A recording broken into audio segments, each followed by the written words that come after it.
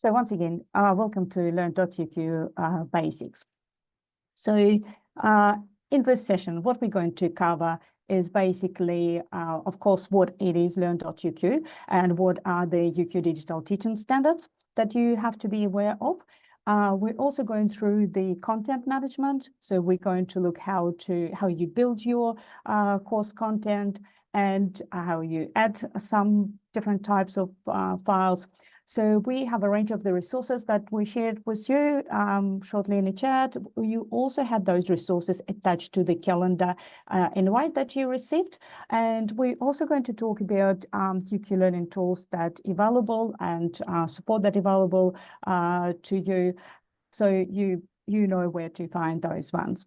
So basically, by the end of this session, we expect you to be able to manage your content. So essentially, we want you to get out of this session is your understanding how to manage your Blackboard course. And also by end of the session, we expect you to be aware of the UQ digital standards, digital teaching standards, and how they're going to impact your design, your course design. And as well as recognize the tools that are available and best suited for your teaching practice.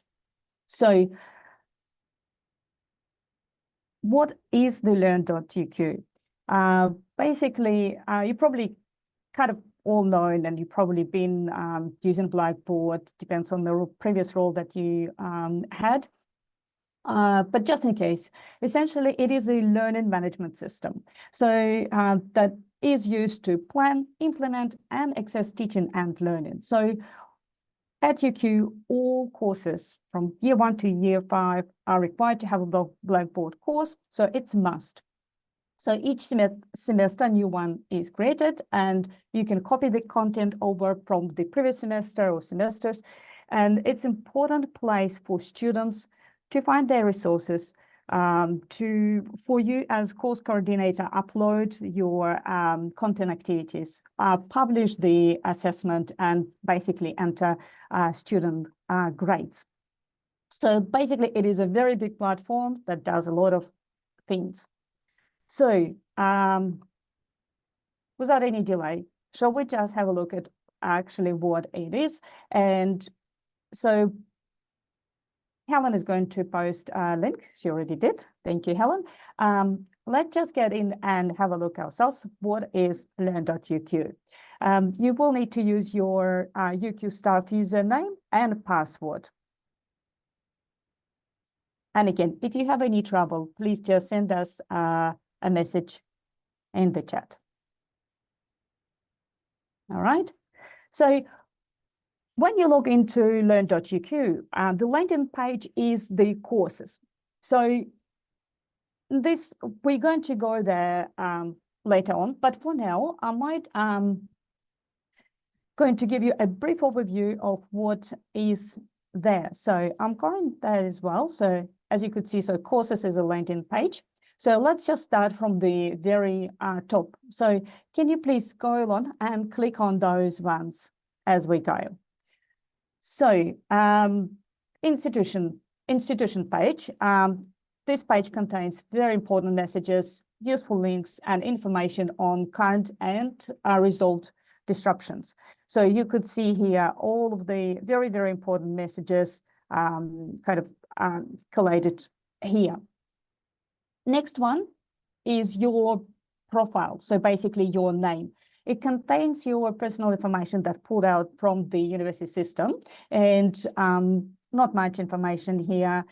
Basically, the part you might use is basically your notification settings. So if you feel like you're getting too many emails, you can simply just do those adjustments in this page.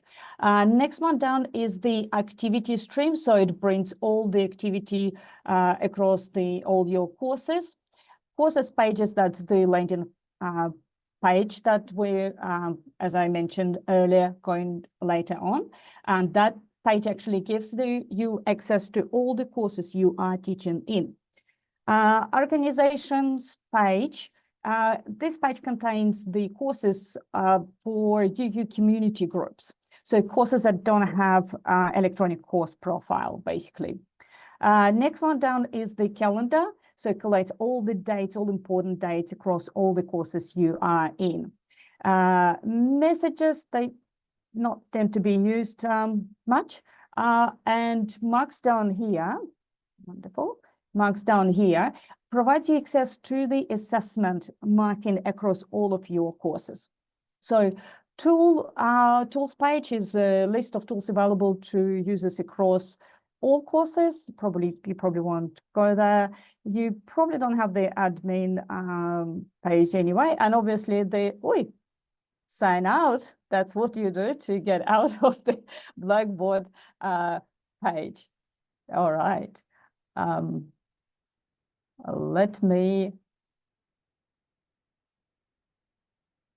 So we just got over this one.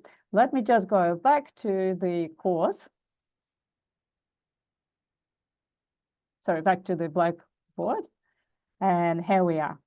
So basically, this is a very short run on Ultra navigation for you. So basically, you know what is there in Learn.UQ. So, and as I mentioned, courses, that's where the section that you would go to build your content. However, before we move into that area, we need to look at things that guide that creation and what is the actual base practice to build your digital content in Learn.UQ. So as you might assume, anything that we create, we need to have certain rules and certain guidance how we create and why we create things in a certain way. And basically, the reason is that we do have UQ digital teaching standards that you need to be aware of and follow in your creation process. So those ones are dictating the actual course design. And it is important that you know them. So they clearly articulate the experience we expect UQ staff and students to have in the digital platform. And there are 8 groups of those ones. They're currently on your screen. And we just posted the link to for you to read more about each of them. So there are quite a lot to take into consideration, but we're going to run just over a few key points that are going to directly impact your course content design. So, for example, start with the communication standards. As you would assume, communication is important as anywhere else. And so we're going to talk about those ones when we will be creating your welcome message, your announcements in your course. So pretty obvious things, but sometimes we tend to forget those ones. So we're going to remind them and talk about them later on. Usability and structure standards. Those are referred and kind of guide how we create this content that is accessible to all category of students. So before we build anything, we always need to have kind of plan or structure to follow. So similar in digital creation, we need to have a certain structure. You will see that every course at UQ is built in a similar way, and they all have same structure to ensure consistency. So we would expect all course conveners to follow those structures and those requirements. And again, we're going to talk about these standards when we're actually going to work on adding your course content. The next key points are on accessibility and inclusivity standards. So those standards define that when you are creating your course content, just think if you are creating it in a way that different students, for example, students from language diverse background or colorblind or students with hearing impairment have same opportunities to learn. For example, things like we always need to add, for example, image description for screen readers, using the headings and styling, ensuring that your learning resources are available online, and many other things. Again, there are quite a lot to consider. So it might be a good idea to have the UQ Inclusivity Practice Guide handy, which we're talking here on this slide, and Helen just posted a direct link for you.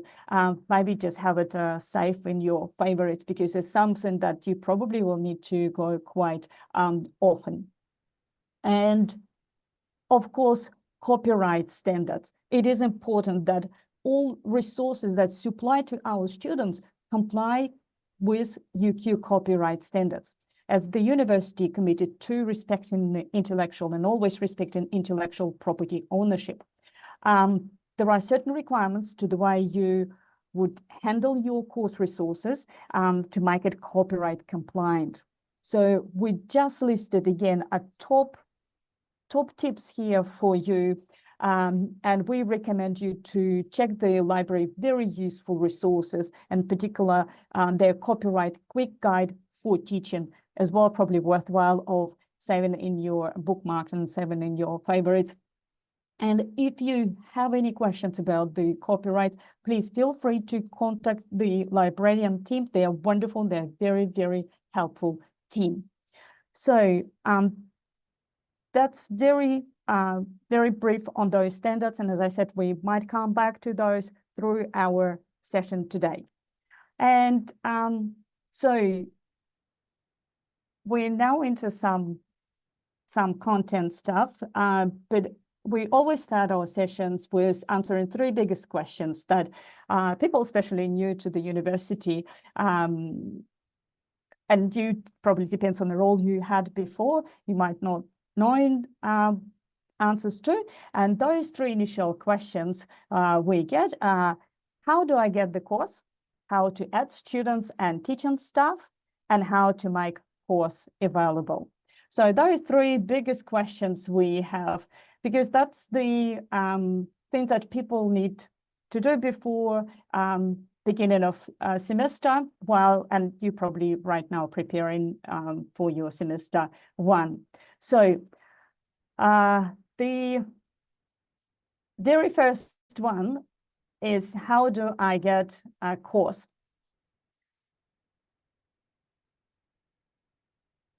So by now you probably already have your course. If you don't, you probably will be in trouble. So your school most likely already requested courses for semester 1. But in case if they don't, you would need to order one. It's very easy, and I'm going to demo and just watch. So don't worry if you miss any steps. We include lots of links and, of course, link to this guide that will help you to go through. So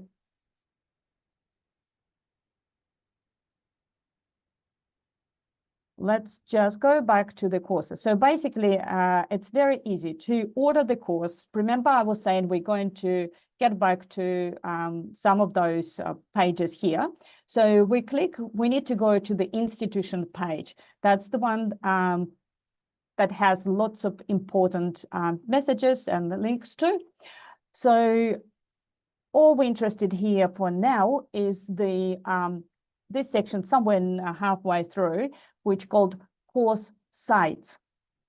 And the very first link here is the site request form. You're most welcome to click along with me. So once you get it, once you click on that link, it brings you to the place where you can actually order your course. And I should mention that there are 2 types of the courses. So the ones are SciNet and non-SciNet courses. SciNet courses, that's the one you probably will be familiar with and the one you probably will be teaching. And non-SciNet are different type of course. As I mentioned before, they probably won't have course profile attached to them.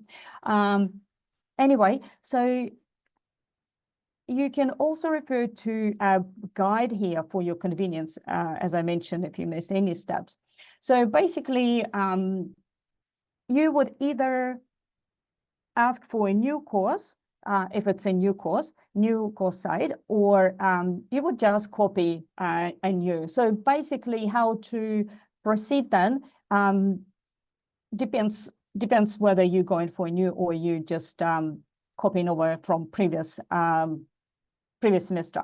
So most likely you will be copying the content from the previously taught course sites. And so just once again, just be careful if you order in SciNet course site or non-SciNet. So most likely you will be doing the SciNet course site, and you most likely will be just copying over. So once you click on that, you will need to enter your course code here. For example, just picking up our demo site, and you select the destination semester. Basically, that's the semester you want that to be copied into. And then you just click the search button. So once you click on that, it will bring you the actual site. Once you click on that, you will just need to select the copy which you want to be used. So basically, you can copy content from the previous semesters. Doesn't matter how old or young it is. You might want to copy the one that you taught previously. Maybe you were helping the course coordinator as a tutor, and you want to copy that particular teaching period. And basically answering all of those questions, so entering the roles that you want that to be staff members enrolled, which again, we will talk about those things a little bit later on. And you can also ask for to have a UQ extend site here if you click on the yes button here, and basically submit. And once you submit this form, so that's how easy it is. Basically, you are filling up an online form. And once you submit, it will go to our wonderful support team, who will do that for you, who will copy the content across to your current semester site, and you will receive email that it's been completed. So that's easy as is. And I'm just checking, is there any questions? Is there any questions about ordering the course?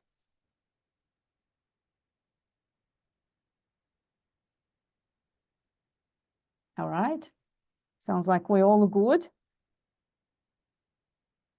So remember the other question was, how do I enroll staff and students? So to help us to answer this question, let's all go into the actual course. So can I please ask you all go back to that courses section. Just be where you might have different view. You might have a list view like you can see on my screen right now, or you might have a tile view. Just be aware of this. All right.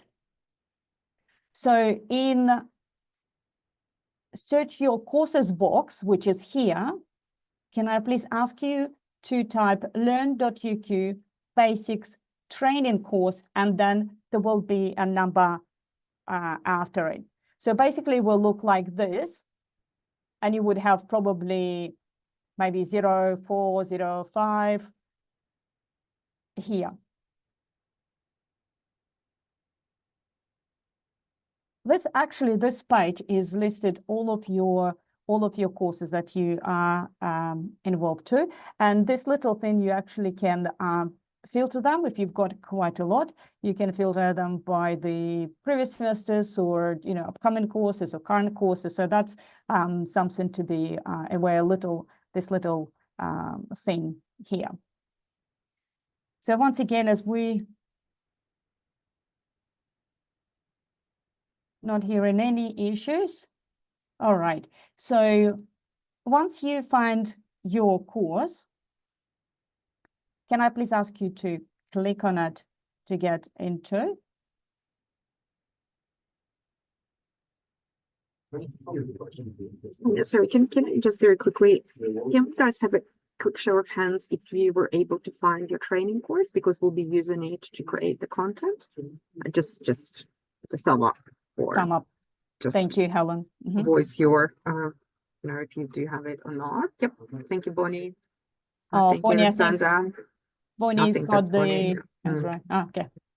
Right. And if you don't, can you please paste your name, or just, and I will find the course here, but I'll just put the link in the chat. Yeah, thank you, Chris. Looks good. Because we do need the course to do all the content creation. You can just watch if you just feel like it, but we do urge you to sort of play along. Yes. But in that search bar, sorry.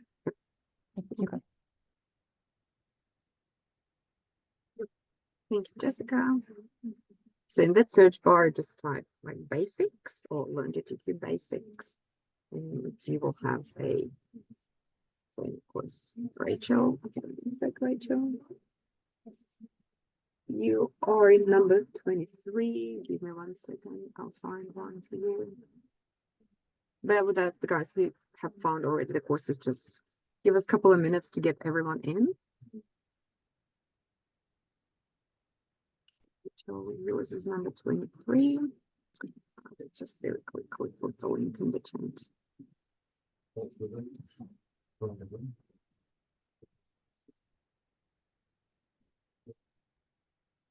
Thank you, Miranda. Thank you, Danielle.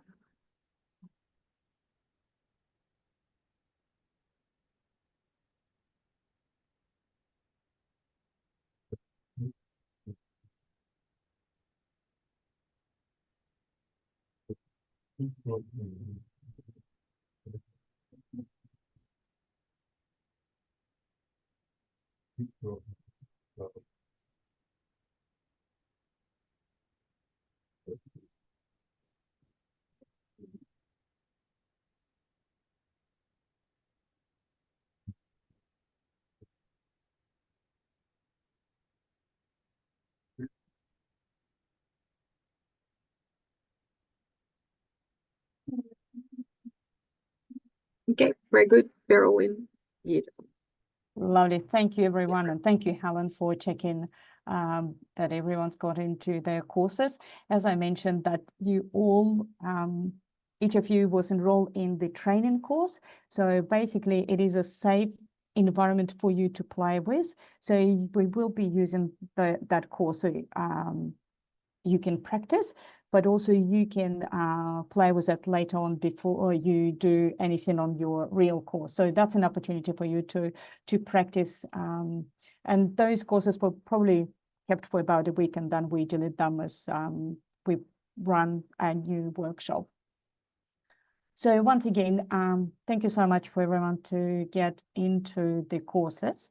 And so once you click on your course, it will be open with the Ultra navigation kind of behind the scene. And here, little trick for you to best to have your course open in a separate tab. So to do that, on the name of your course, you can just hover over and click on the center roller of your mouse. Just simply click, and it will open in a separate tab. So here, then you can close, so exit your course here, and keep your courses, all the courses here, while the course you work on, you have it open.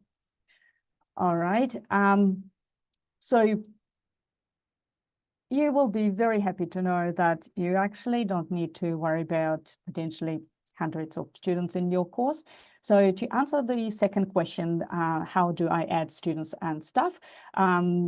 So students are out of list, as the wonderful thing, our Blackboard system is talking to the SciNet, and essentially once students are enrolled, they are getting added to your course. So basically, when you will get into your course right now, you might have already students enrolled, you might already see them being enrolled.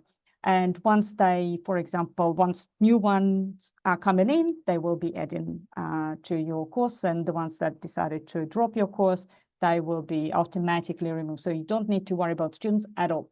However, one thing you will need to is to add the staff member in a particular role. And there are different roles there. So what we might do, we might just, once you open your course, in your course, we will quickly go here. So basically, and we will talk a little bit more later on about those two panels, but for now, to add a staff member, I need you to go down under the course management section to the users and groups here. Right? So from users and group, you just expand that section and you've got users here. So we click on the users. And here you will see all people who enrolled in your course, including students and instructors, and you could see their roles here. So I'll just quickly give you the overview of all of them. I'm just going back to my slide. So basically, you as a course convener would be in the role of the instructor, possibly, or if you just assisting, you might be in as a teaching assistant. So instructors have full editing rights. So essentially, they control the entire course. And as I mentioned, they're usually the course coordinator. The only other two roles that you probably will be using quite often is the teaching assistant, which is usually reward to tutors and allows them essentially full editing rights as well, but they can't delete you as an instructor. And the other role would be the marker. That's again tutors that you would give access to the grade center test, but they can't add or delete any content on your course. So essentially, that's just for you to remember. One little thing is that if you are, for example, a teaching assistant in a course, you won't be able to actually add anyone with the higher access. So that's just one little thing to be aware of. So now we're going, I'm going back to actual site, and you're most welcome to click along and see how you can add, for example, someone who's going to help you within your course. So basically, the enroll someone to add, a staff member is you're going to use this find users to enroll button. So once we click on that, it brings here the username, and that's where you would actually allocate their role, the ones that we're talking about. And student, you probably won't need to use student. As I mentioned, they will be automatically enrolled. And now to get your tutor, for example, enrolled, added to your course, you need to have their username. And well, you might be interested, how do I get their username? First, you, of course, can ask them. But if you can't get that information quickly, I'll just show you a very easy and quick way to actually get a username of a staff member. For that, we just need to simply open up Outlook and pretend that we are sending them an email. For example, I'm just going to just give me a second. Just going to bring this one here. So click on new email, and let's say we just bring it over. We pretend that we are sending email to staff or to a colleague that we need to add to the Blackboard site, and let's just pick our wonderful colleague Nathan as an example. So basically, once you've got the staff member name in the two box, you right-click on their name, and the thing we're actually interested in is the Open Outlook properties here. So second from the bottom. So once you click on that, it opens up a window with all of these details. Again, we are only interested in alias. So that basically a username, UQ username of the staff member. All you need to do is simply just copy and paste in that little space. Let me just close this all. So we're going back here and we're going to put Nathan's username, and we simply change his role to, let's say, marker, not a student. So you keep the enrollment availability at ticked at yes. And basically we click submit. So because Nathan is already enrolled actually in this course, it will give me an error message. And it's a great way to see if, for example, you try to add someone who's already been added to the course. So system actually will tell you user is already enrolled. So if user was not there and you are adding them correctly, you will have a success message at the top. All right. So that's pretty much easy to, very, very easy to add a staff member. Now, let's say you have added a staff member and you picked a role, wrong role, maybe in a hurry, you just left a default student. So to change the role of a staff member, again, it's very easy. So in the when you hover over the username, you will have this wonderful arrow down little button. So once you click on that, you can actually go to change user role in the course. And that's where you change. Once you click, you will get into, if I could get into, and you just change that here. Again, once you select a new role and click submit, I'll just click cancel for now. All right. Well, that's how easy it is. And you probably will need just to add a few tutors. You can add them at the same time. You just need to put a comma in between the user names. And that's pretty much all on adding stuff to your Blackboard course. Let me just check if we covered everything. All right. Is there any questions about adding a staff member?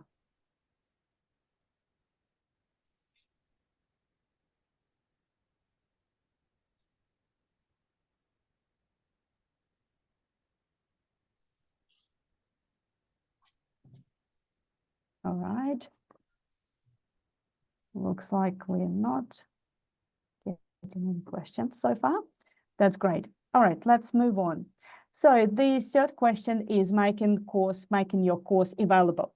So one thing I want to alert you is that UQ policy states that the courses need to be made available to students at least 1 week before your first teaching activity. Now, this could be lecture, could be the tutorial. So it was potentially looking at the week before zero, which is, current week, and making it available to students. Once your course has been created, it's at default is unavailable to student. So what if, of course, how this would look to them is that, let me just go back. Let me just find.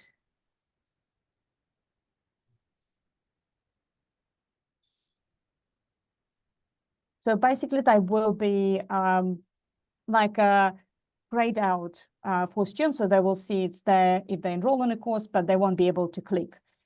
If the course unavailable, you still, of course, can work on the course. But as I mentioned earlier, you do need to make it available to students at least 1 week prior first teaching activity. So to make your course available, it's a lovely padlock. Let me just show you the icon, this little padlock, sorry. And once you see it locked, basically it is unavailable, and we'll just need to click on this icon to make it available. So basically it is on your, let me go back to the course. So in your top row here, if you could see, so this button, you could see the course is unavailable. And so once you hover over that icon, it actually tells you make available. So once you click on that, it's become unlocked. So basically being available. So now let me just show you something else. You know how I mentioned you might have a grid or list view or tile view here.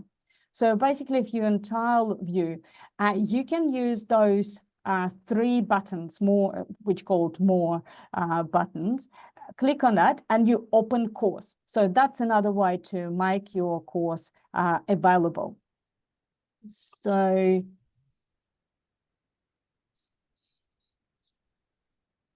right.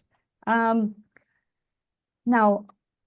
the thing we need to actually mention is that once you make your course available, it doesn't have to have content for the entire semester. So you are required at least to have a welcome message to students so that once they come in, they could see around, and it might be a good idea for you to give them some sort of link to things that you want them to read before start of the teaching activity. So let me just go back here.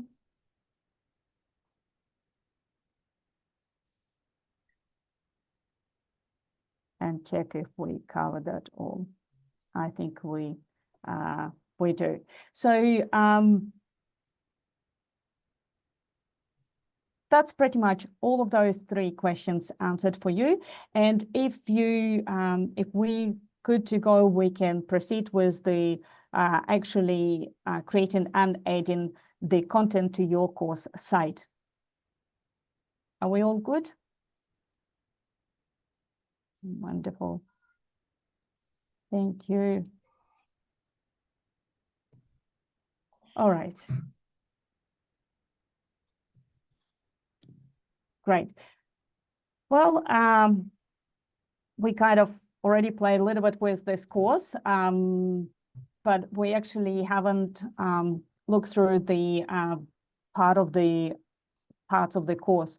So let's just give you a very brief overview is what is actually there and what is the structure. Remember, we've been talking about the certain structure that all UQ courses are meant to keep and follow. So basically, you're most welcome to click on those sections along with me.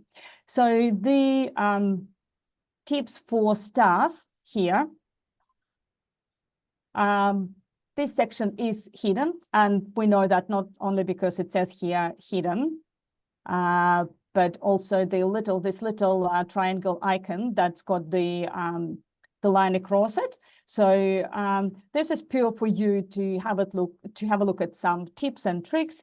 And we're also going to come back here to create your course banner. So I also want to show you here so that those tricks are listed here, and those key points that we have been talking about earlier in our session about consistencies and communication with students. So basically, once you open, it actually provides you all of those key points here, which is very handy to have right where you are building your course. So it's pretty much not much more there. So course inside is actually I'm not sure if that would work for you. It did work for me, so you're most welcome to click on it. Course Insight is our teacher-facing dashboard. So based on the students that enrolled, and so it actually gives you a great overview of the students' data in terms of the enrollment information, number of students repeating, and where they come from, and so some sort of demographic information. So if we scroll down, you could see all of the age and language information. It's actually quite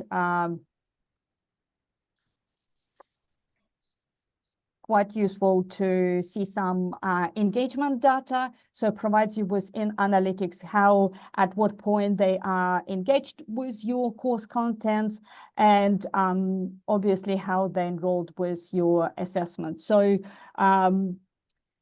I'm skimming through that very, very briefly because we do have a separate Course Insight workshop, which goes into it in a great depth. It's just so much into it. So I highly recommend you to check or get in touch with our team, and we can give you more detailed information and help you with maybe going through this data. So I'll just close this one. So the next one down is your announcement section. So this is where your students will land on. So basically, once they click on your course, that's where they will come. And that's where we're going to do here today is actually add in your banner here. And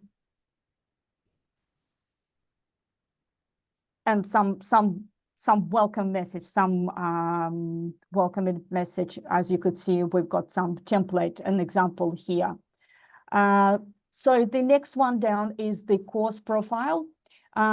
Unfortunately, due to this course has been obviously safe training environment, it doesn't have that link to the electronic course profile. So in real course, it will have the actually link to the course profile, so students will be able to click on the button. So we just did a screenshot how it would look to students when they would come to this section.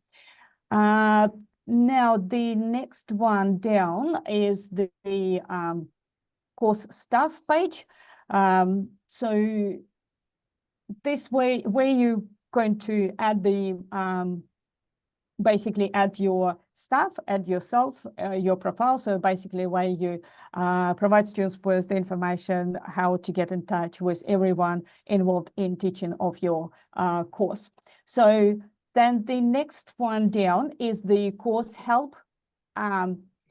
So the course help page is a section where you can add a range of links and resources to students before they actually get in contact with you. So basically think of it as a space where you put your, frequently asked questions. And for example, like you could see here, we've got like answers to how students can get a assessment extension, how they can change their classes. So the questions about the course content. So it's a great place for you to have, so to avoid students, asking the same questions and you needing to provide them individually with your answers. So the next one down is learning resources. So this is the section that you probably will be going the most, and that's where we're going to build your majority of your course content. So we are going to spend a lot of time in this section shortly. So assessment, next one down, basically is important, very important section. It will be set up, again, it's a training course, and we just did this little summary, and that is actually a recommendation for all the UQ coordinators to have a summary table at the top of assessment section. So providing the students with the assessment summary, so they will know what is expected from them, so they can actually plan their study. And each of each of the assessment item would have a separate folder, but again, we are going to talk about it later on. The next one is discussion board. Basically, it's automatically created in each Blackboard course. Essentially, it's a nice way for students to ask any questions here, and the way, for you to answer, and as well as to maybe spark some sort of discussion in between students if you want them to think about something before coming to next lecture, for example. That's a way to do that.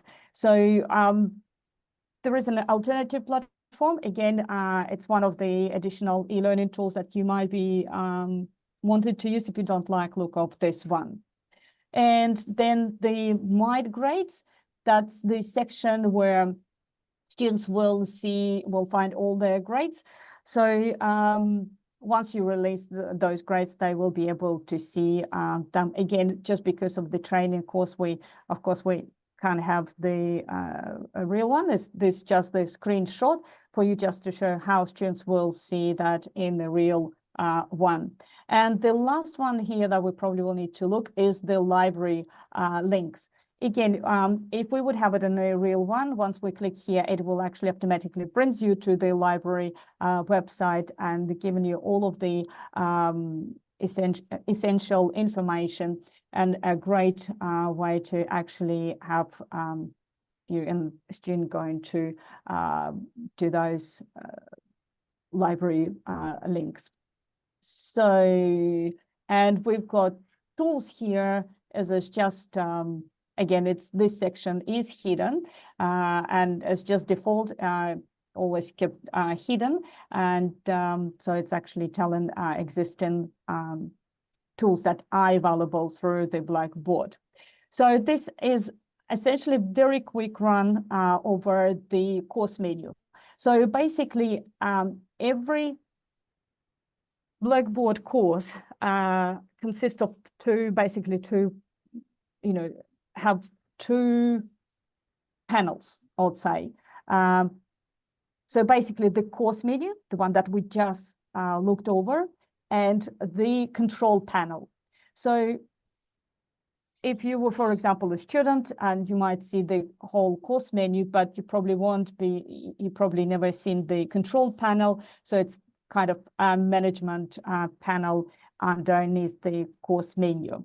So again, I'm going to give you a very, very quick run over, so you know what is in the control panel and what you might be using there within your teaching.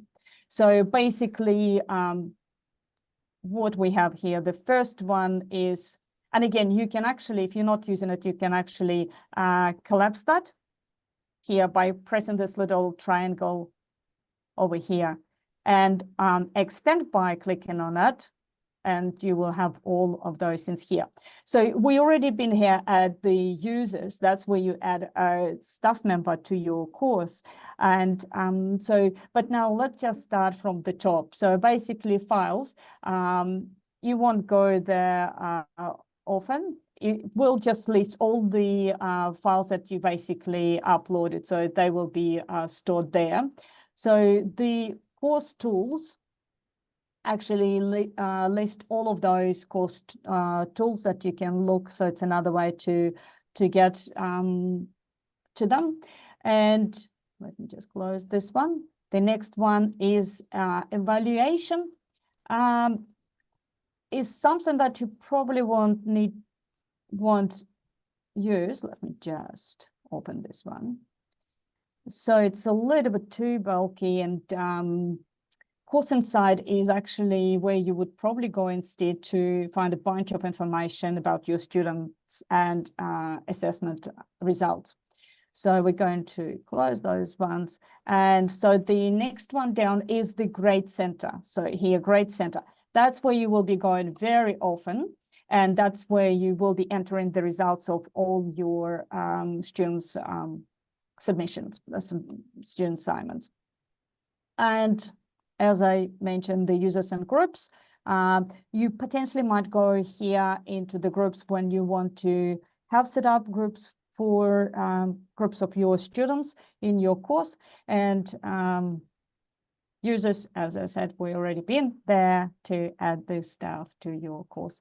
Customization is the part that, again, you probably won't go there often.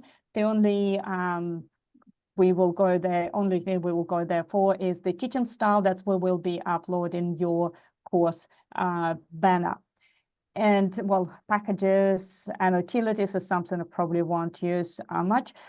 If you click on the help, you actually will be directed to contact our support team. So we'll open up the email with the email addresses. So that's a very quick way to get in touch with our support team. So that's very, very brief over each of those ones. And they all listed here for you. So most important parts. So the course management, so that's what we've gone through. And so I know we mentioned that we're going to create your course banner. So let's practice the creativity, and we're going to create a course banner for your course. So again, you can use your real course code if you know your course code, or you can again, just use the training course code to create your banner. So once again, if you copied the content from the previous semester, the banner actually will be as well copied over. So you will have it kind of rolled over. If you're happy with that, you can keep it as is, or you can, if you decided to maybe just update, you can also do that too. So let's go to our course management. And so now we go into that very top section that I mentioned earlier, the tips for staff, the hidden one. And here we want you to find that create banner, big blue create banner button. So once we click on that one, it essentially brings us to the creation page, and it actually pre-populates the course code you could see here. So that's a great feature. So if you come in from the course, so it will bring the course code with you. So again, you can put your real course code or you can use the one that we use in our training. You can also add here, can I just get you, for example, add the course name. Let's just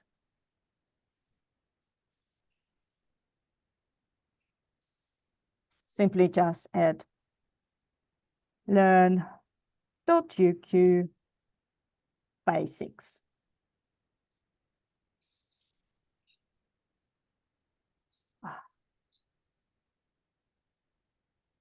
And you could see that once you enter the name of your course, is actually brought over the third line, which is probably not the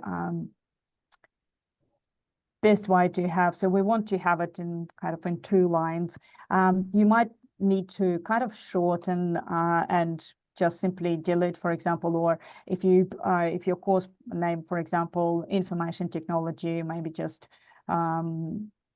IT or intro to IT. So basically think of some sort of shortened name.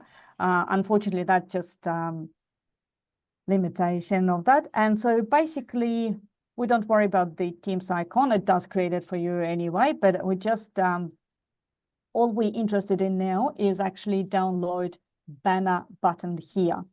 So once we click on that, it will say, yeah, great, no worries. So where could I save it? So you basically save it somewhere. Let's say I'll just put it on my desktop.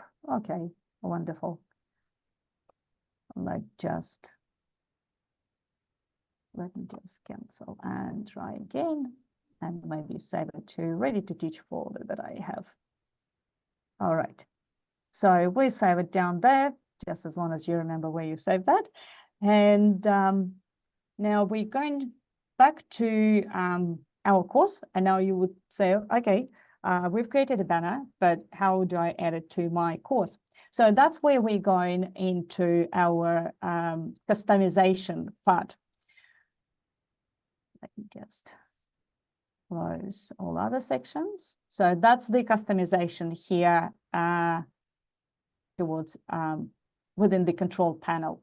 So now the thing we are interested in is the teaching style.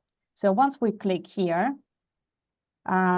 it brings us to basically a page here where we simply just will get the banner attached. So first, we just need to click on the browse local files here.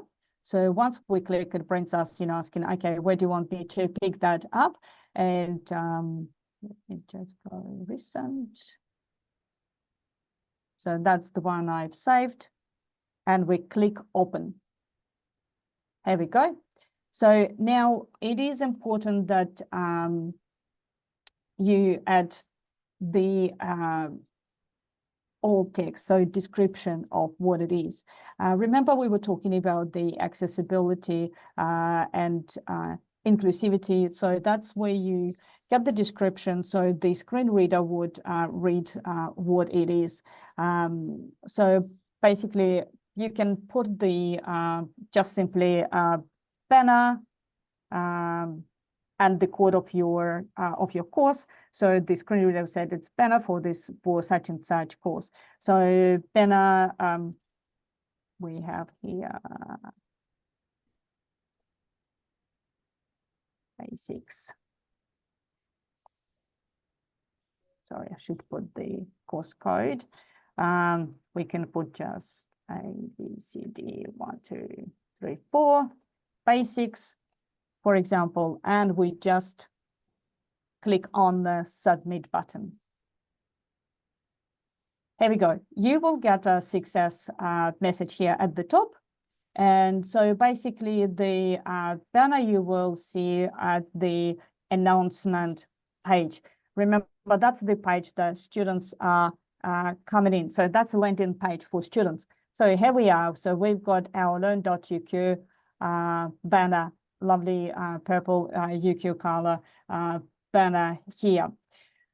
So, and once again, university would like to keep the colors as they are, and it's not only because the branding reason, but also for easy to read and accessibility and inclusivity reasons. So any questions about creating a banner or creation or uploading the banner process?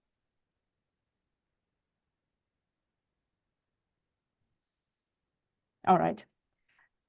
All right, thank you, everyone. And now we just, let me just go back to our PowerPoint slides and check that we covered everything. Lovely. So welcome message. Remember, we said that you would need to have your course available to students at least 1 week before your first teaching activity. So basically, you would have to have either video message or just simply an announcement. And that's what we're going to do right now all together. So please do try to do editing as we're going through that right now. So you could see we have like a templated welcome message here. So what we're going to do,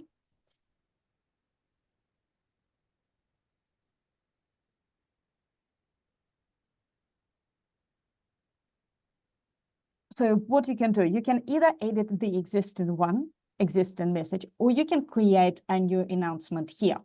So I'm just thinking we might just do create a new announcement so you could see, or you can just go in, down here and edit the existing one. But if you do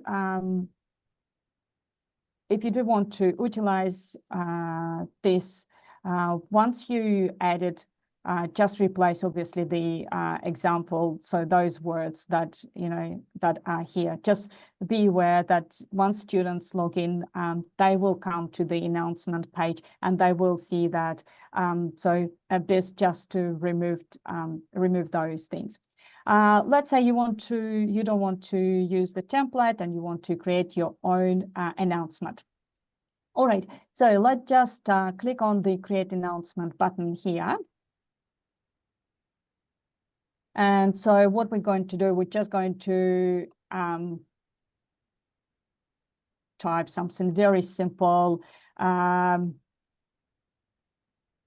say, welcome to the course. So kind of introductory type. So basically in our subject line, you put what you're going to talk to students about. Then you have this huge text box. So text message to put what you want to talk to students about, and you might want to say something like, welcome to our course, we look forward to seeing you. So basically something that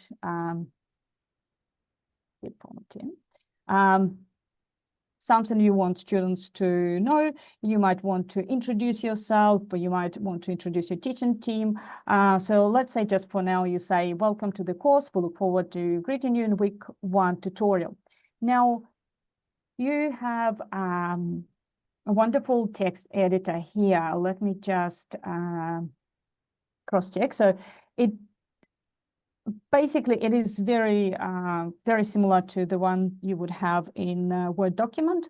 Now, you might have a shortened kind of version here. So to just make sure that you know of this more button existed. So if you have a shortened version, it will look like this.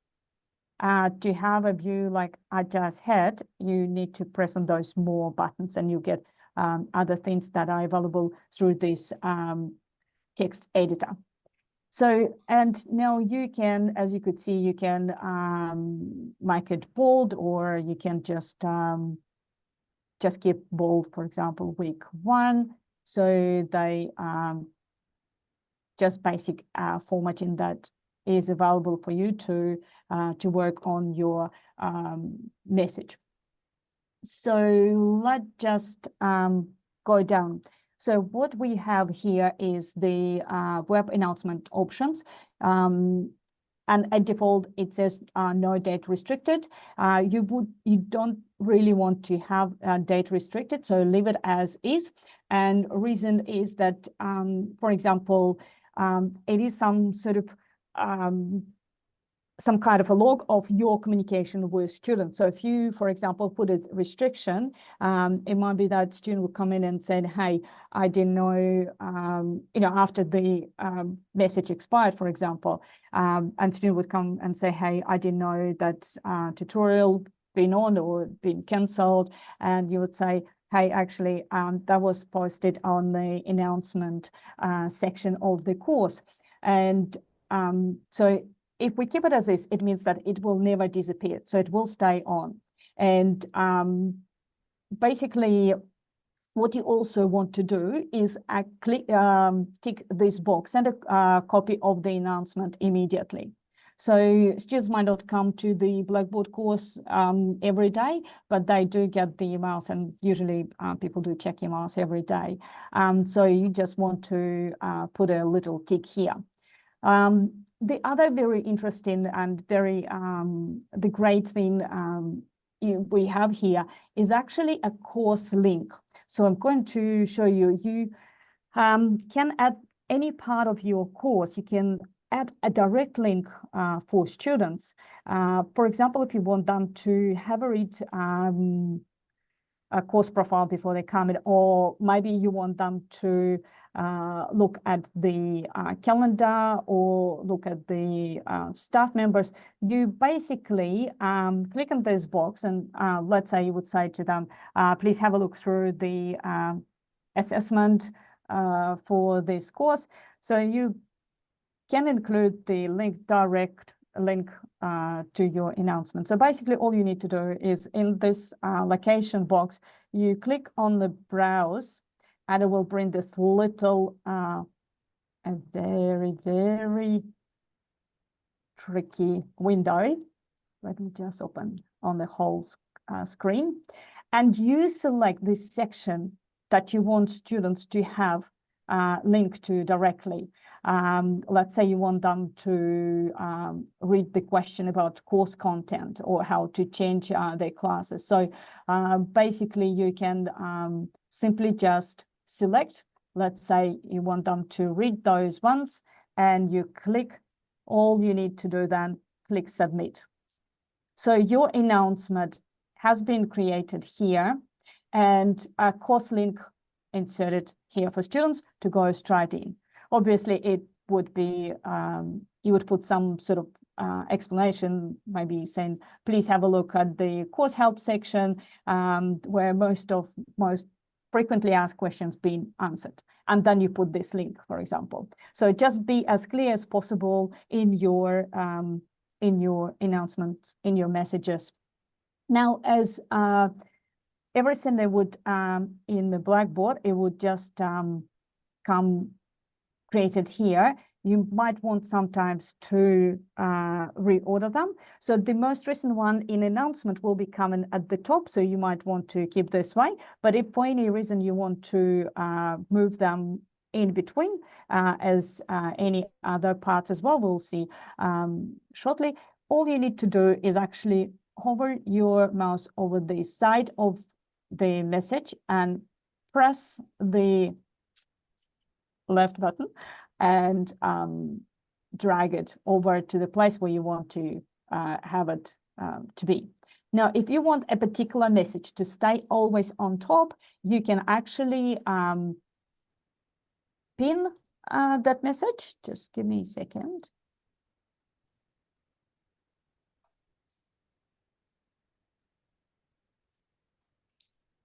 I might get Helen to help me with this one. I think it's on Helen. Yes. Sorry, with the announcement, if we do want a certain message to stay on top, we drag it above the new announcements appear below this line. We drag it above it, so it will pin it and it will stay on the top. Yeah. So above this new announcements. Yep, just here. Yeah. Just drop it there. Yeah. Yeah. All right. Well, thank you, Helen. Just do that. Yes. Yeah. It's a good So practice. You could see now it's new announcements will be appearing here below this line, where the ones that you want to stay at the top will be here straight after the announcements. It's a good practice to sort of pin and unpin them from the top. So something's important for a week, and then you unpin it, and then sort of new announcements will be there. Yeah. Thank you, Helen. Yeah, so basically, if you do want to have a certain message to students for this particular week, it stays there, and then you come and you move the message, for example, back to where it was. It is alert. All right. So that's how you do that. All right. Let me just check if we covered everything we meant to cover. At least 1 week. Do not record. Right, wonderful. So it looks like we covered everything and in terms of creation, but we also bring in that slide about the communication standards we've been talking about earlier in our session, saying that it's very important that anything that you post to students is very clear, and the message, basically your welcome message contains certain information. The minimum information is your teaching team, their roles, and communication, and timing and location, office, and keeping all of those things in a place, and using a clear and simple plain English language in communication with students. All right. Well, the next thing we're going to do, we're going back to our course. The next thing we're going to do, we're going down, is we actually add in the course stuff. So once again, if you do include, your tutor's profile, you can always add the link, that direct link, into your welcome message. So here again, it's very, very easy. You would have some examples here, a wonderful tutors we have here. Now, to create a contact is very easy. You just would have to click on create contact here. You do have an option here, create folder. The only reason you would have create a folder would be if you have like 20, a lot of tutors in your course and you don't want students to scroll down too many. But if you have 2 or 3, it's probably better to create an individual context for each of them. So Helen just posted a couple examples in the chat, and also those images were included in our calendar to you, a calendar invitation. So you probably unzip that file and extract it all and save it somewhere, or you can just simply use the one Helen posted. Alternatively, you can use your own photo if you wish to. So let's just go ahead and click on the create contact button here. So you put your title. Again, if it depends. If you want that to have, then obviously all your details and of course your UQ email address. You don't want to put your personal email address here. You don't want students to contact you through personal channels. Work phone optional. You can put it in, or you can leave it blank. Here's the office location. Again, quite a lot of you probably work in some days from home, or you might not come in to the office often. So you can actually put some details to students, or you can probably say something like email me to schedule appointment, or anything you want to tell students about your location where they can find you. Then office hours, again, if you do just certain hours, if you have some time blocked for your research, for example, and you don't want to be disturbed at that time, or that certain blocks of time, you can put something like Monday, my working hours Monday to Tuesday, for example, or Monday to Friday. And basically, that's where you will specify your working hours here, Monday to Friday,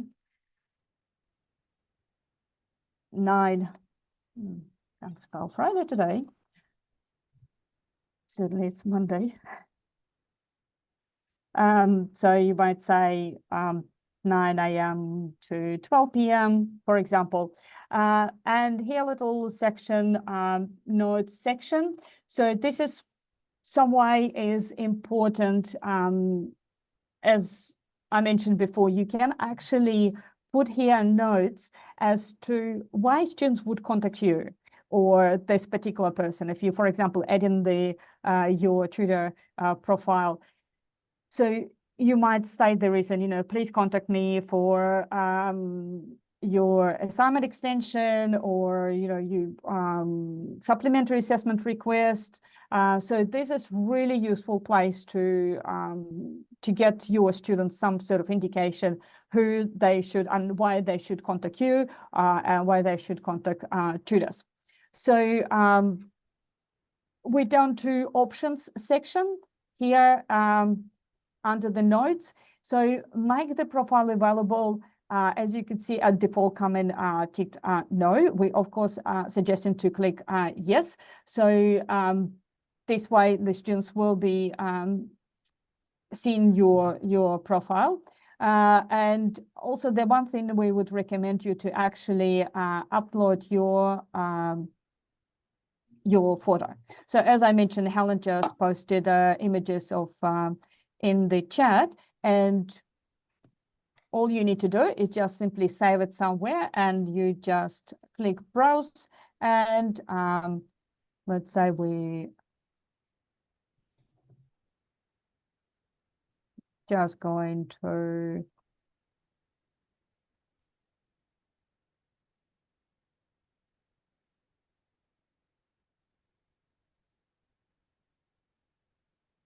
oh, that's quite, yep, we don't want that one. So we click remove. If you accidentally pick the wrong one, I might just use Helen's picture.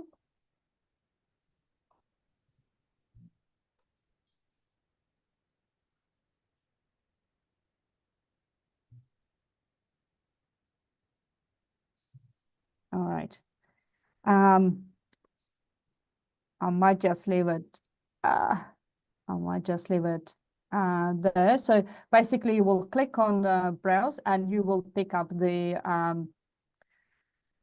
photo you want to, your professional profile photo, for example. And you just need to be aware that it needs to be a square image. But sometimes you can just simply adjust, and the system might be just maybe you get resave it with the and a bit smaller resolution. The other thing is to actually add your personal link. So the researcher's link to your researcher's profile, for example, that's a great way to direct your students to read and read about you, and have it provided to them.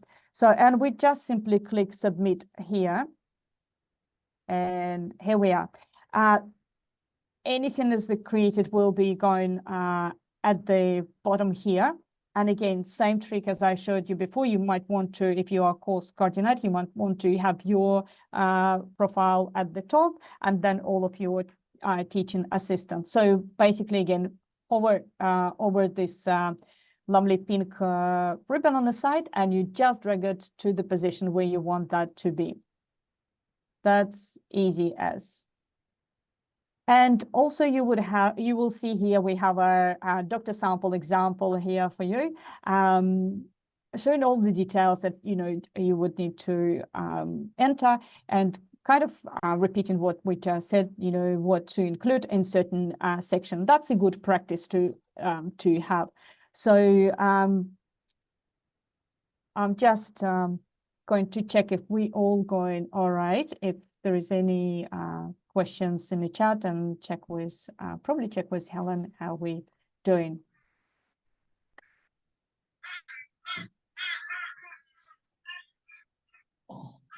Oh, good. All right, wonderful. So we just added the profile, and now we're down to the course help. Here we're going to do a couple exercises. So here's the course help. Remember, we were saying that's a great place for students to know how they can go around different things. So questions about the course content and extensions. So basically, what we're going to do here, we're going to edit this section. So we're going to practice editing this section. We're also going to delete, change classes section. For example, we don't want them to change the classes, and we're going to make available the section that talks about the assessment extension. So to edit, can I just ask you all just to come to this questions about course content section, and click this little arrow down button, and we go to the first option, edit. So once you're here, you just, let's say you don't want that discussion board sentence here. We kind of just highlighted the parts we want to get rid of, or add anything that you want them to know. And again, what we see here, you can actually add a file here, but we just will skip for now.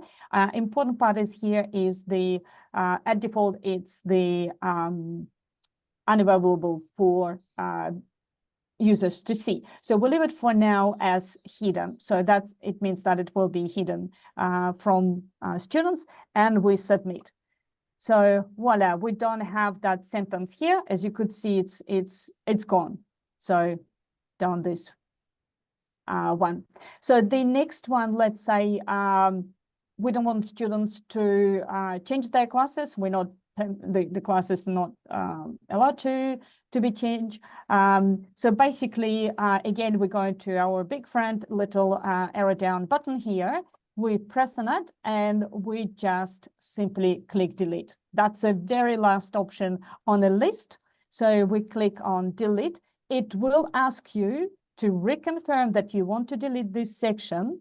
So it's not that you accidentally deleted or something. So basically reconfirm it and you just say, yes, okay.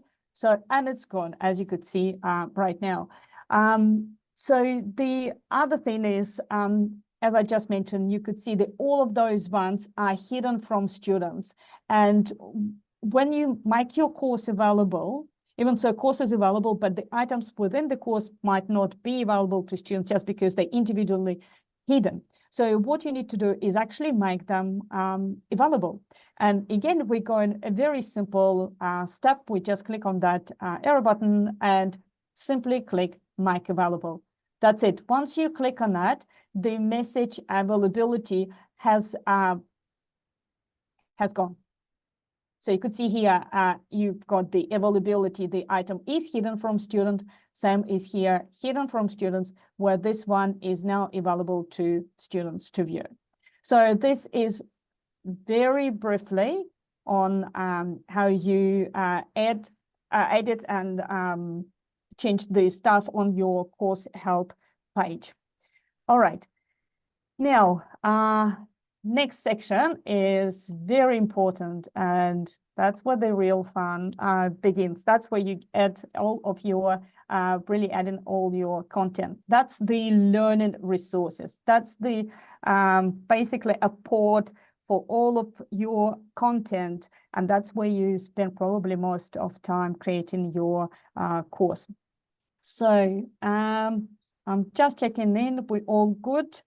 There seems to be 2 new messages, right? All right. Well, as you can see, once we come here, this section, there are quite a lot of things here.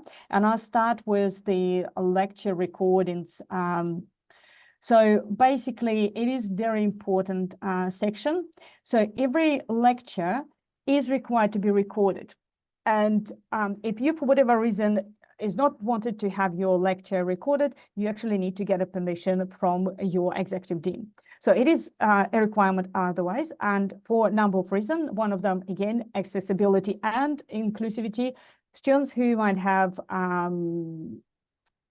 hearing impairment, or students might have needed to read the transcript, or we might have students from the diverse language background. So they want to listen that again, for example, and pause. So, and sometimes even students miss a class and just wanted to recap, catch up on the material.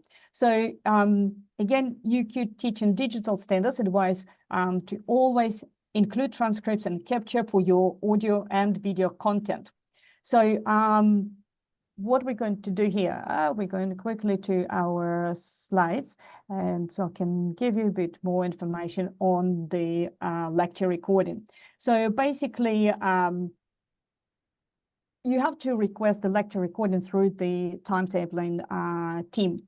So if you have a lecture timetabled, it's most likely you're on a recording enabled lecture room. So it will automatically have lecture recording there. So still, it's a good idea to actually check with your timetabler, and is actually start recording like 5 minutes to hour. So if you have 10 a.m. lecture, it actually will start recording from 9:55. So be careful what you're talking at the lecture desk, because everything will be picked up in that recordings. So the only thing you might need to actually link content to your Echo 360 section for the first time. You have this semester, we have seen actually a number of courses that automatically been connected. So if you click on that link and then asking you select your course, so you have to be very careful that you select in the current semester, but also it means that you need to establish that link, and basically it will pre-populate it into your ECHO 360 section. So, and you do need to do it just once at the beginning of the semester. Now, let me just check. So once again, I want to reiterate that it's only records if it's lecture time tabled. So seminars are truths, they aren't recorded, but they just the nature of the hands-on kind of sessions. They're not something that needs to be recorded, where lectures are a must.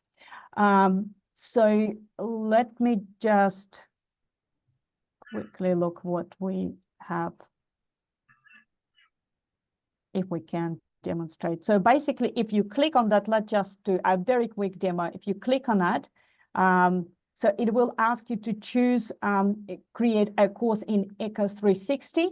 Basically, you select the, click on and select the term. So obviously it's a training course. I probably won't be able to do that, but that's basically what you will need to do, and just simply click connect. So it's a very, very easy process. But before you start your teaching, lecturing, please do make sure you check that link is established.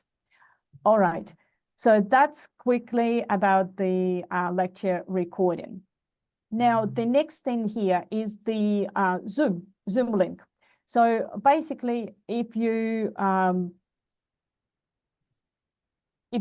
do have external cohort, for example, or you want to have a regular Zoom meetings with a group of your students, or so for any reason, if you want to have Zoom meetings, you can actually create a Zoom meeting link that would be there for you to utilize. It is very easy to create. So again, we're going down here. You could see the online tutorial via Zoom. So basically, how you add that on is we're going here to build content, and we're going to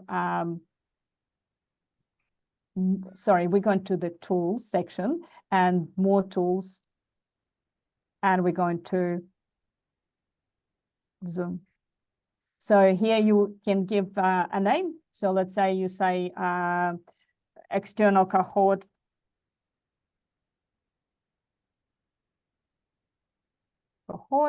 Zoom link.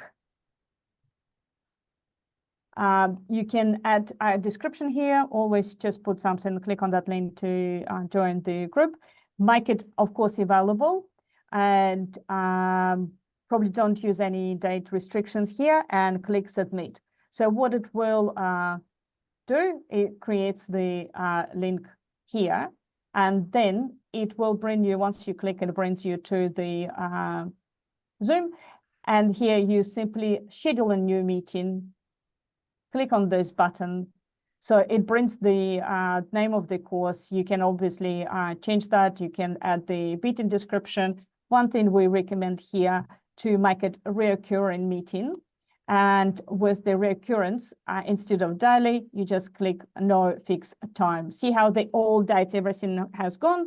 And we just simply click save. So that's where we set up the meeting. And you can simply just use that link to have all the meeting records saved there in your course. All right, we go now back.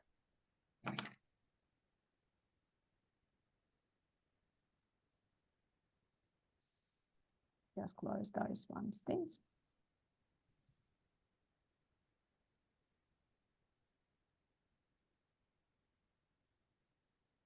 All right. So that's pretty much all about the creating Zoom links. The other thing here, let me just we go back to the learning resources here. So two other things is course reading list and subject guides, are very useful and things that are sitting there at default. So when you click on that, and it actually sends students to library page, which lists all of your course readings.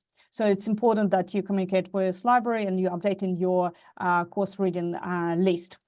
Same with the subject guide as well. It's just a link to resources from the library in particular to that area. So let's see if that would work. If we just click on that, of course, it won't have any resources available there. They might ask us for authentication. Yeah. So that would list all the books that students will need for your course. All right. And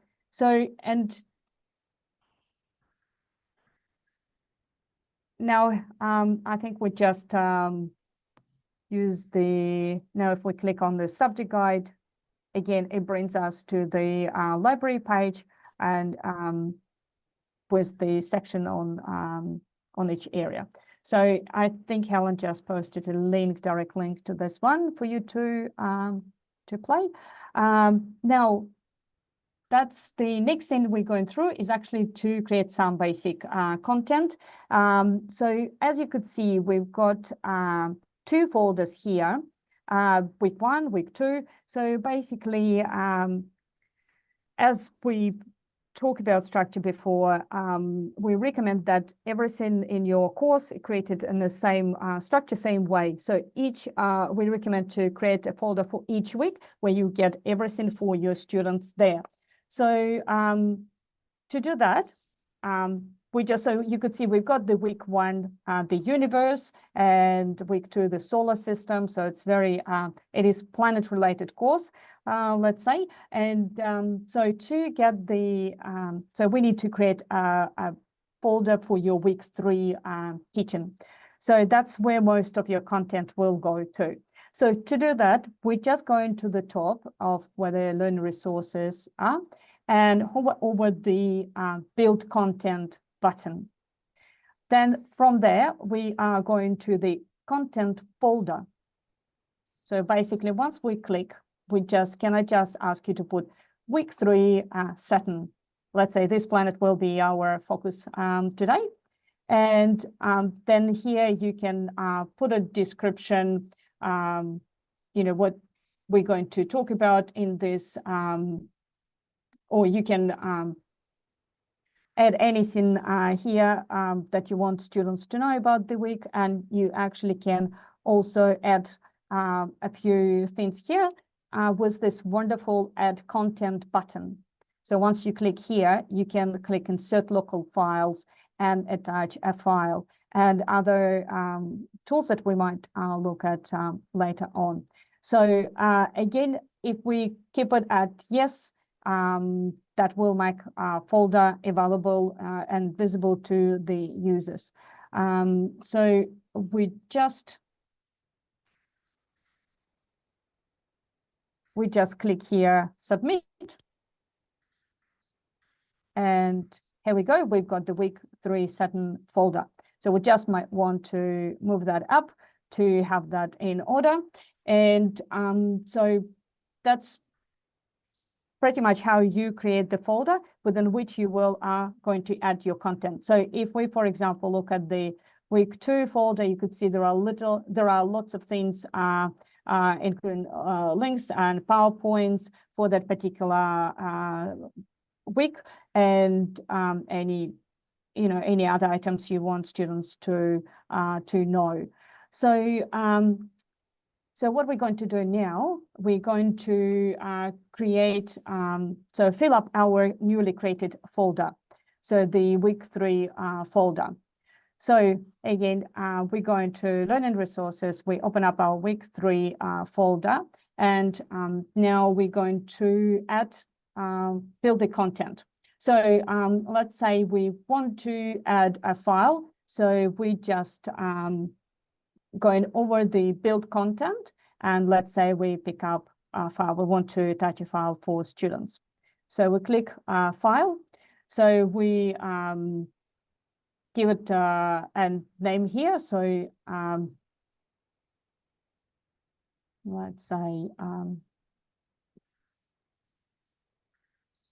let me just check. We've done this. So we want to say lecture presentation. There we go.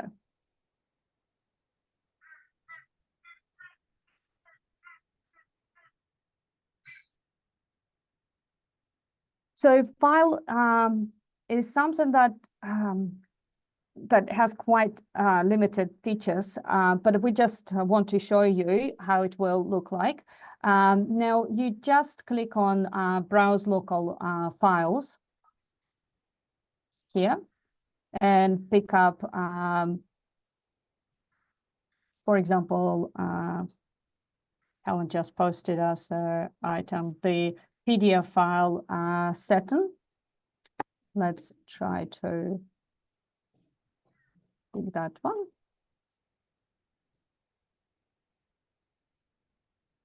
I'll just get the open resources. So the PDF file Saturn. So once we open it, so it's been attached here. So you can change it if you pick up a wrong file. We recommend that to have it open in new window, and we just keep the permit users to view this content. So basically we'll make it visible straight away, and we click submit. So there are not much of space to enter the information for students. Any explanation we can add to it. So that's it's very, very limited. So once you click, it will open a new window, the actual file. But what we want students to do with that, it's kind of unclear. So, but that's just so you know what it is. It's a good option to add something that you want to have a standalone. Now, the other thing we want you to show is to actually create an item. That's our team's favorite, and I'm pretty much sure probably will prefer to have it set up all of your items this way. So let's create an item. So basically we go back to the same place, and now we picked up the very first option from the top, so item. And here was the item. Let's say we just put the name introduction to Saturn, let's say an introduction to Saturn, right?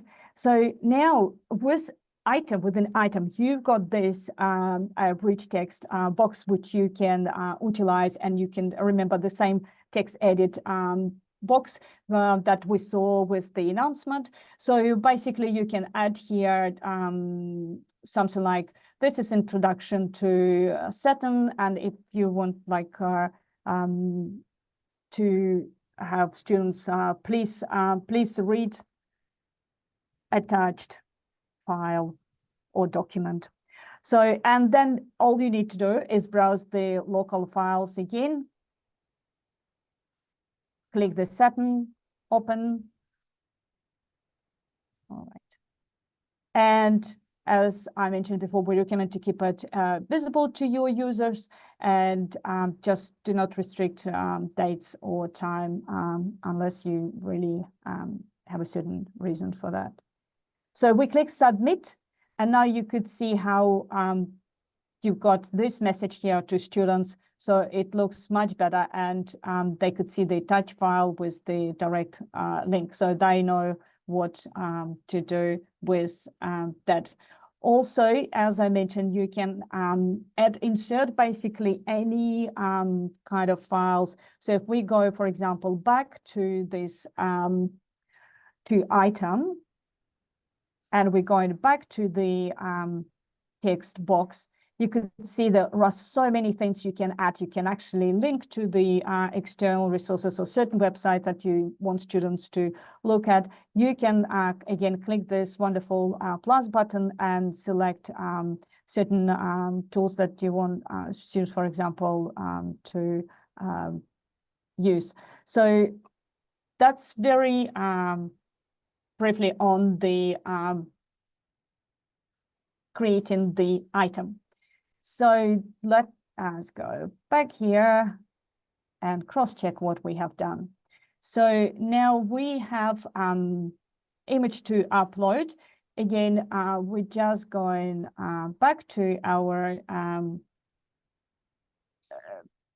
course. So basically you can upload image within your item, but also you can upload image as a standalone item. So basically, again, we're going over to the build content, and now we're picking up the third option, image. So, and again, here you get them description and let's say certain rings. And I think Helen already posted the image of it. Beautiful image. And again, here's where you would put the description, even if it's the same as the name of the image, but it is important to have for the screen reader to have that entered. So again, here you browse local files and you pick, somehow I don't have, oh no, I do have rings here. So open the rings. Here you can add a long description if you want to, and it's a little bit tricky here. You can keep original. We recommend to keep original dimensions. You can customize it, but it actually doesn't give you the dimensions, the original actual numbers of dimensions. So you would need to kind of play around. Now open a new window. Always we keep it yes, and permit users to view content if you want them to be visible. So, and now here you can actually preview how it will look like. And if there is any issue with the size, then that's where you can go and do the dimensions editing. So for now, we just click submit, and here we are. So we have this certain rings image sitting here. You would have some description, long description here underneath if we would add those ones, but I'm just being conscious of the time. So I'm trying to get a bit quicker. So I think we have covered most of that, or actually all of them.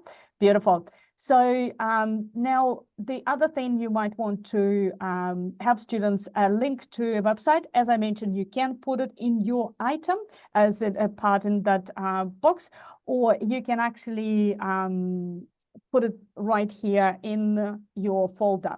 So again, we're going back to the build content, and at this time we're selecting the fourth option, web link. So you put here something like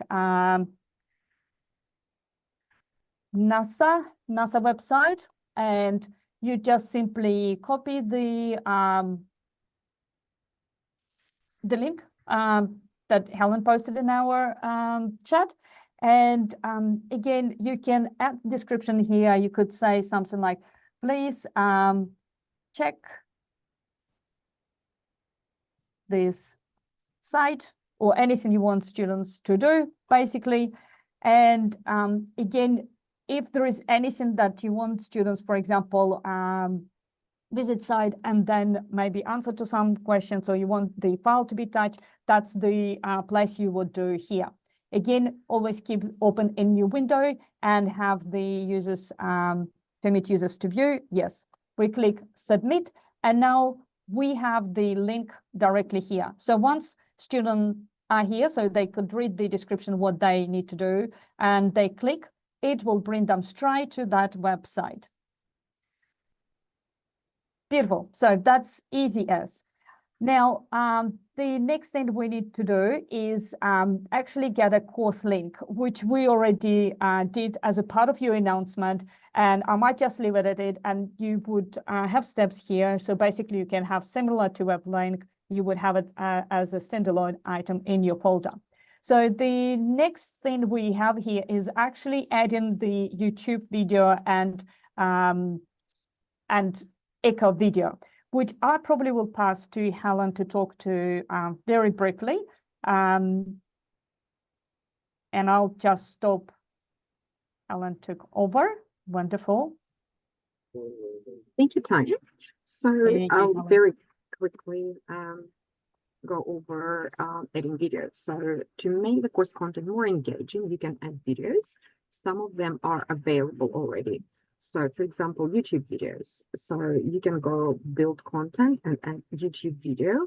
So you can do along with me, or you can just watch. We don't have much time left. So build content, YouTube video. So you can either put a search term, say Saturn losing rings, or if you have a link, you can just paste the link. It will take you to the same place. And I think I will just very quickly paste the link in the chat.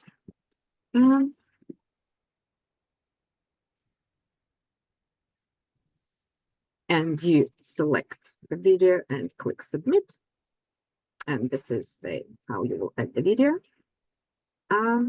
If you do not have the video available and you might want to record something like a mini lecture, you will want to sort of record it somewhere on your device, and then you might want to use the Echo Video Deep Linking tool, which I will demonstrate now. So you will go build content, you'll create an item, and you will say again, Saturn losing rings.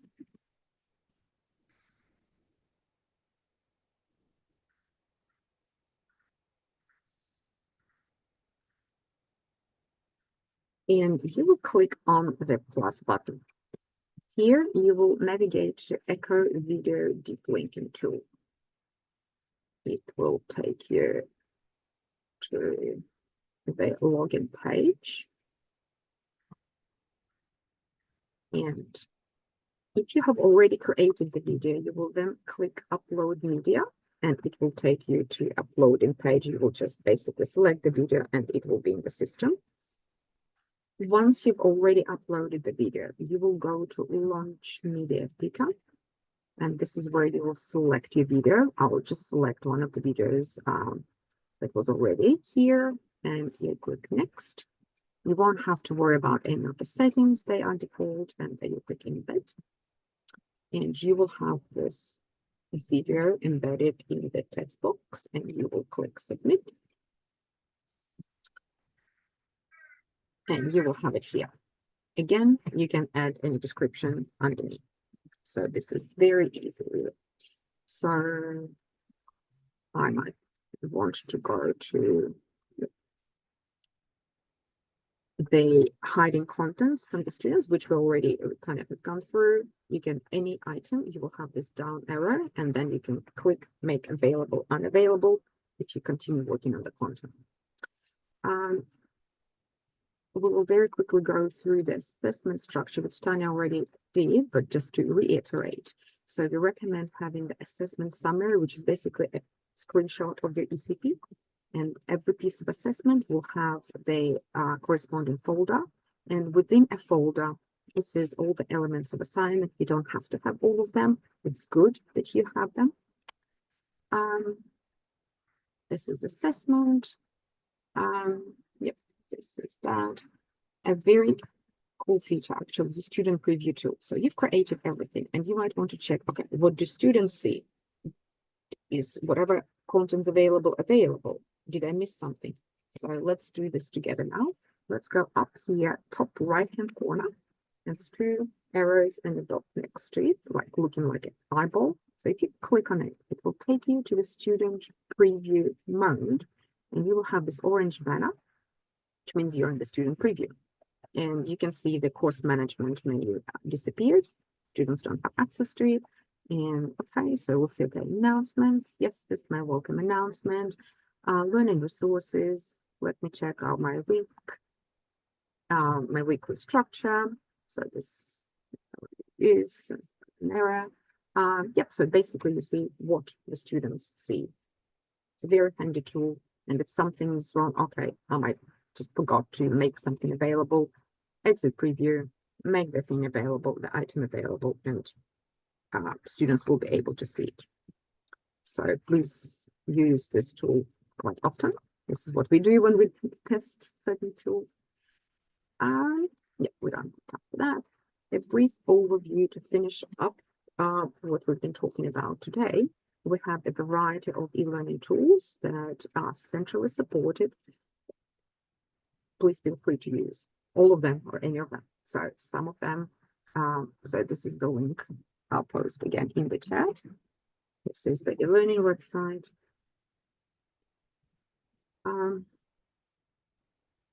Tools for creating content is announcements will be practiced. Groups will allow you to create project groups, and any tutorial groups that actually won't be creating them, they will be pulled from the assignment. Lecture recordings we covered already, like a video. H5P is another amazing tool. We have workshops and guides available. It allows to create small interactive learning objects that can make the course more engaging and interactive. Really very nice tool. Assessment tools, Turnitin assignment, Blackboard assignment, Grayscope is a new platform. It's used to mark handwritten assignments. So Turnitin you will use it for similarity matching. Inspire is an alternative to Blackboard assignments, Blackboard quizzes, etc. Again, there is a link here to view all assessment tools. And of course, there are a variety of active and collaborative tools such as Padlet, again, H5P, discussion boards, Ecopol, Ripple, Flip. All the tools are listed on our website. Please feel free, browse. If you have any questions, you may have support available, which is actually the final slide that we want to share with you. If you have any technical issues, for example, someone's not showing, or you need an access, or you need an account to be created, please email help@elearning. We do run separate workshops, individual workshops such as this one, or we are very happy to run custom workshops for your course, like a group of tutors, whatnot. Please email e-learning advisors and we'll schedule one for you. We encourage you to book a one-on-one consultations with us, especially if you're new to UQ, you're not sure how things work. Please book one-on-one consultations. They're an hour and a half long. They don't have to be that long, but they're scheduled for an hour and a half, individual ones. And we'll go over implementing of these tools that we've been talking about in your particular course, addressing your learning, teaching and learning goals. And of course, there are heaps of guides available on the e-learning website. This is pretty much it. There are other teams at Italy that offer also support, such as assessment design or teaching career development or other teaching support or learning design help. And you actually can go to the learning designers in your school or faculty, and there is a link. So we will send after the workshop all the PowerPoint with all the links. Of course, they'll be enabled. Please click through and get all the information we've been talking about. This is pretty much it. So I'll stop sharing and we have a couple of minutes. Thank you, Helen. So are there any questions that we haven't answered or anything that you want to share or anything at all? And thanks everyone for attending. Over to you, Tanya. Thank you. Thank you, everyone.